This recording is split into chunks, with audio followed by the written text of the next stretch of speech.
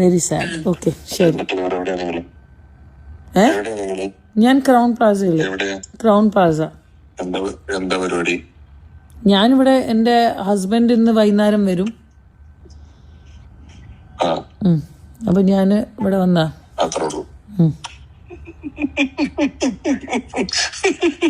Hello എന്തേ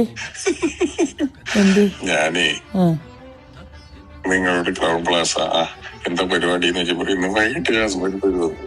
അല്ല അതല്ല, ഞാൻ അങ്ങനെയല്ല, ബോംബെന്ന് മൂപ്പര് വരും എന്നാ ഞാൻ പറഞ്ഞത്.